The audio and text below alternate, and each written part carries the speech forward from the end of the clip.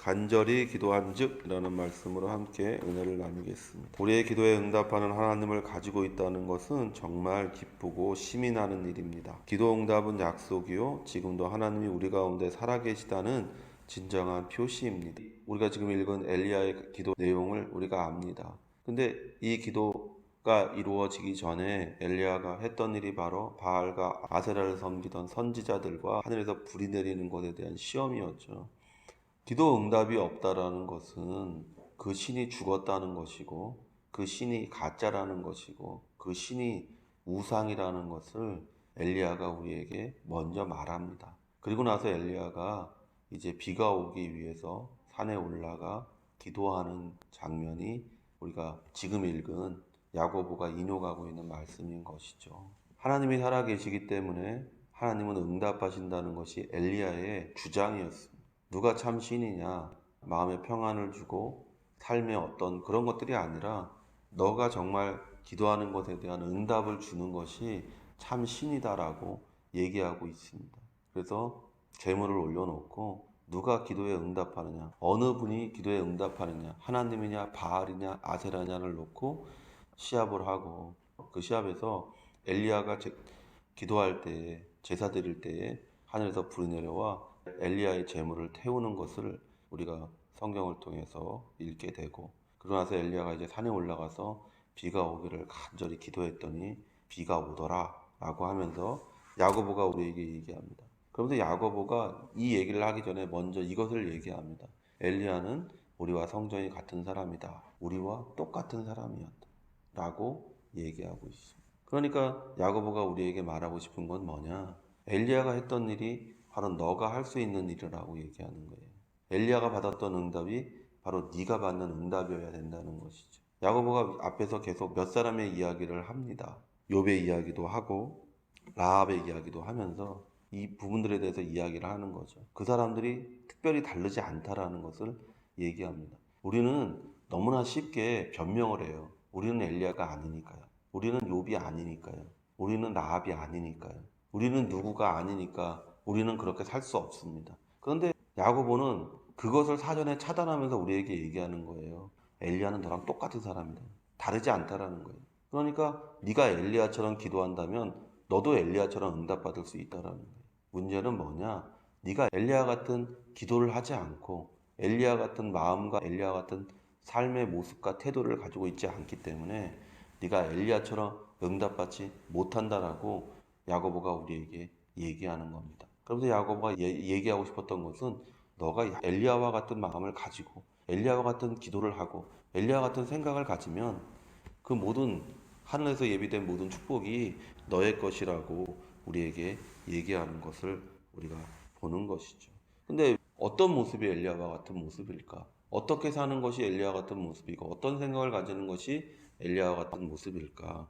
첫째로 우리가 의인이 되었음을 알아야 돼요. 가장 중요한 것이 이것이에요. 엘리야가 이스라엘 민족 앞에 섰을 때 우리가 누구에게 속했는지를 분명히 알라고 얘기했어요. 우리가 누구의 백성인지, 우리는 바알과 아사라의 백성이 아니고 이스라엘의 하나님의 백성임을 알아야 된다라고 분명하게 얘기했어요. 우리의 신분이 무엇인지를 알아야 된다는 거예요. 예수님이 이 땅에 오셔서 우리에게 하신 것은 뭐냐면, 너희가 이제는 마귀의 자식이 아니고 너희가 이제는 저주의 자녀가 아니고 너희가 이제는 하나님의 자녀라고 얘기하는 것이에요. 그래서 요한복음의 1장에 예수님이 오신 이유를 쭉 나열하신 후에 요한이 우리에게 뭐라고 합니까? 그를 믿는 모든 자에게는 하나님의 자녀가 되는 권세를 주셨다라고 얘기하잖아요. 우리가 이 권세를 가진 사람이고 이 권세의 능력을 가진 사람인데 우리가 이 권세를 제대로 사용하지 못하기 때문에 우리가 마땅히 누려야 될 축복들을 받지 못하고 누려야 될 그 기도 응답의 기쁨들을 누리지 못한다고 얘기하는 것입니다. 베드로전서 3장 12절에 주의 눈은 의인을 향하시고 그의 귀는 저의 간구에 기울이시되 주의 낯은 악행하는 자들을 향하시느라 하였느니라. 귀를 의인에게 향한다는 거예요. 그리고 화가 난 낯빛을 악인을 향하여 보이신다는 거예요. 우리가 예수 안에서 믿는 자가 되면 우리는 주의 자녀가 됩니다. 주의 자녀가 되었다는 첫 번째 증거가 뭡니까? 하나님이 나를 사랑하신다는 확신을 갖는 거예요. 아이들이 부모가 자기를 사랑한다는 걸 알면 자녀는 부모에게 그냥 서슴없이 얘기합니다. 나 저거 사주세요. 나 저거 주세요라고 얘기합니다. 근데 자녀가 부모를 무서워하면 자녀는 부모에게 무엇을 사달라고 하지 않습니다. 자녀는 무언가 자기가 부모와 딜할 것을 찾아요. 내가 성적을 받았으니까 이거 사주세요. 내가 공부를 잘할 테니까 이거 사주세요. 이렇게 얘기합니다. 그러나 정말 사랑받는 아이들은 그렇게 하지 않아요. 엄마 나 저거 사줘. 아빠 나 저거 사줘. 우리가 하나님의 자녀가 되었고 정말 예수 안에서 그 사랑의 하나님을 우리가 체험했다면 우리의 기도는 그런 것이죠. 하나님 이런 것들이 내게 필요하니까 주십시오라고 얘기하는 것이, 하나님 내가 착하게 살 테니까, 다음에 하나님 11조를 내가 드릴 테니까, 하나님 내가 무엇을 할 테니까. 우리가 야곱에서 그것을 보지 않습니까? 야곱이 하란을 향해서 나아갈 때 기도 제목을 보세요. 하나님 내게 주신 것을 내가 11조 드릴게. 근데 그가 나루에서 천사와 싸울 때 그가 하는 걸 보십시오. 내가 들어가서 착하게 살 테니까 복 주세요가 아니에요. 그냥 복 달라고 얘기하는 거예요. 복 주세요. 복 주세요. 복 주세요. 인식이 변하는 거죠. 이전에는 하나님이 무섭고 하나님이 양아버지 같았다면 이제 야곱이 야복강에서 만났을 때 하나님은 계부가 아니라 친아버지인 것이죠. 하나님을 향해서 말하는 것들이 달라지는 것을 우리가 성경을 보잖아요. 그 이후에 계속해서 야곱의 모습들이 변해가는 것을 봅니다. 참으로 이스라엘이 되어가는 것을 우리가 보는 거예요. 우리가 이스라엘이 되어간다는 것은 자기 자신과 하나님을 분명히 아는 자의 삶을 산다는 거예요. 나는 부족하고 나는 연약하고 나는 죄인이고 나는 어쩔 수 없는 존재이지만, 그러나 이런 나를 하나님께서 품어주시고 사랑으로 안아주신다는 것을 분명하게 아는 거예요. 누가복음에서 탕자의 모습이 그런 모습이잖아요. 탕자가 처음에 내가 아버지의 집에 종으로 가겠다라는 마음으로 가지만 그 아버지는 자기 자식을 종으로 삼지 않습니다.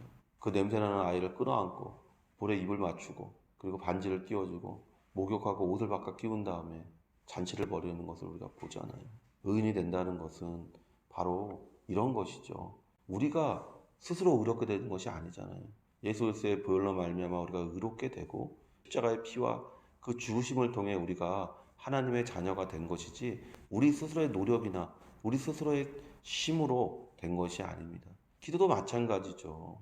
우리의 노력과 우리의 힘으로 무엇인가를 얻는 것이 아니에요. 하나님 아버지와의 대화 속에서 우리가 필요한 것들을 하나님께 아뢰는 것이죠. 하나님 이런 것들이 필요합니다. 저런 것들이 필요합니다. 예수님께서 말씀하셨어요. 하늘에 계신 하나님 너희들이 이 모든 것을 있어야 될 줄 안다는 것이죠. 문제는 뭐냐? 그것이 필요할 때가 내가 생각해서 필요할 때와 하나님이 생각해서 필요할 때가 다르다는 것이에요. 나는 지금 당장 그것이 있어야 될 것 같은데 부모 입장에서는 그게 당장 필요가 없는 거거든요. 부모 입장에서는 조금 더 있다 줘야 그게 더 크고 더 좋은 효과를 낼 수 있다라고 생각하거든요. 근데 애들은 지금 당장 그게 갖고 싶은 거예요. 이게 있었으면 좋겠다. 우리가 그런 부분들에 대해서 잘 생각해 봐야 될 줄로 믿습니다.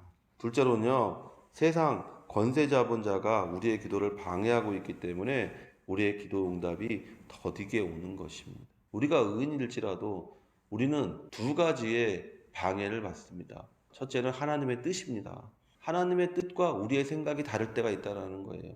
그럴 때 성경은 우리에게 기다리라고 말하는 것이죠. 두 번째는 이 세상은 마귀가 우리의 믿음을 시험하고 믿음을 떨어뜨리기 위해서 무엇인가를 하고 있다는 것을 잊으면 안 된다는 것이에요. 다니엘서 10장 12절에서 13절에 그가 내게 이르되 다니엘아 두려워하지 말라. 내가 깨달으려 하여 내 하나님 앞에 스스로 겸비케 하기로 결심하던 첫날부터 내 말이 들으신 바 되었으므로 내가 내 말로 인하여 왔느니라. 그런데 바사 국군이 21일 동안 나를 막았으므로 내가 거기 바사국 왕들과 함께 머물러 있더니 군장 중 하나 미가엘이 와서 나를 도와주므로. 다니엘이 내가 이렇게 하겠다고 작정하고 기도할 때 이미 그 기도가 응답이 되었다는 것이죠. 그래서 그 응답을 가지고 천사가 오고 있는데 마귀가 환경을 통해서 막고 있었다는 거예요. 바사 국군이라고 그러잖아요. 바사 국군이라는 것은 군대를 말하는 거잖아요. 군대가 막고 있었다는 것이죠. 여러 가지 상황들이 그 기도 응답이 오는 것을 막고 있었다는 거예요. 때로는 부모가, 때로는 자녀가, 때로는 환경이, 때로는 내 욕심이, 때로는 내 생각이, 때로는 무엇인가가 그것을 막고 있었다는 거예요. 근데 우리가 멈추지 않고 그것을 기도하면 마침내 미가엘이 와서 그 군대를 물리치고 와서 기도 응답이 이루어진 그것이 21일 걸렸다라고 다니엘에게 천사가 얘기하는 것을 보게 되는 것이죠. 우리가 이 세상을 살아가면서 예수 그리스도로 인하여 하나님의 자녀가 되었고 우리의 기도는 무엇이든지 응답되어지도록 되어져 있습니다. 이전까지 너희가 나의 이름으로 구하지 아니하였으나 이제 내 이름으로 구하라. 그러면 내가 너희에게 모든 걸 응답하겠다고 예수님께서 약속하셨어요. 그 응답의 약속이 우리를 향해 올 때에 바사국군이 마귀가 우리의 환경이나 우리의 이웃이나 우리의 사람이나 혹은 우리 자신의 욕심과 우리 자신의 정욕을 건드려서 우리로 하여금 그 기도 응답의 순간을 막고 기도 응답이 우리에게 다가오는 것들을 차단할 수 있죠. 그러나 오늘 엘리야가 간절하게 7번 기도한 것처럼 우리가 멈추지 않고 기도하면 마침내 하나님이 그 모든 것들을 통하여 역사하셔서 응답하신다는 것을 다니엘을 통해서 얘기하시는 것을 우리가 성경을 통해서 읽게 됩니다. 많은 사람들이 여기에서 착각을 합니다. 하나님이 이미 응답하셨다는데 왜 난 아직도 이렇게 힘이 듭니까? 나는 왜 이렇게 아직도 가난합니까? 나는 왜 아직도 이렇게 아픕니까? 나는 아직도 왜 이렇게 문제가 있습니까? 성경은 명확하게 우리가 기도한 모든 것은 응답된다라고 얘기하는데 그 응답되지 못하는 이유가 뭡니까? 우리가 이 세상에는 마귀가 있고 그 마귀가 이용할 수 있는 것들이 너무나 많이 있다라는 거예요. 심지어는 우리 육신까지도 이용해요. 우리의 감정을 이용하고 우리 안에 생기는 믿음을 차단하고 하나님의 관계를 끊으려 하고 심지어는 우리의 이웃과 우리의 형제와 우리의 부모와 이 모든 것들이 바사국군이 되어서 우리의 응답을 저지하고 막게 하는 그런 것들을 보게 되는 것이죠. 그러나 우리가 엘리야가 산에서 7번이나 간절히 기도하고 마침내 그 기도의 응답을 받은 것처럼 우리가 멈추지 않고 낙심하지 않고 기도하면 그 응답의 축복이 나타나게 되는 것입니다. 그래서 바울이 우리에게 얘기하기를 선을 행하며 낙심치 않으면 마침내 복을 받게 되는 것이에요. 세 번째로 응답이 더디게 주어지는 것은 우리로 깨닫기 원하시는 하나님의 뜻이 있기 때문입니다. 우리의 기도가 빨리 응답되지 않는다고 해서 바로 기도를 포기하거나 낭망해서는 안 됩니다. 예수님이 기도에 대해 비유로 가르치신 것을 보면 포기하지 말고 낭망하지 말고 기도해야 할 이유를 말씀해 주셨습니다. 예수님이 비유를 드실 때 과부의 비유를 드셨어요. 몇 가지 기도의 비유를 드시면서 낭망하지 말아야 될 이유에 대해서 설명하셨어요. 불의한 재판장이 있었는데 그 불의한 재판장을 과부가 매일같이 찾아가서 괴롭게 하니까 그 불의한 재판관이 내가 하나님도 무섭지 않고 내가 뭐 법을 잘 지키는 사람도 아니고 그런데 저 여자가 너무 시끄럽게 하고 나를 괴롭히니까 저 여자 문제를 해결해 주지 않고 내가 하루라도 편할 수 없으니까 내가 해결해 준다 라는 마음으로 해결해 줬다라고 얘기하는 거예요.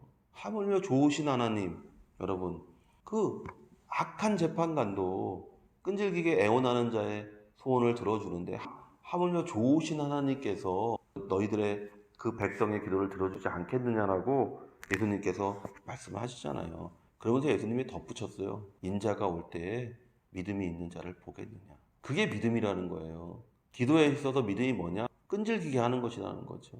낙심치 않고 끈질기게 하는 것이 바로 기도다라고 예수님께서 말씀하셨어요.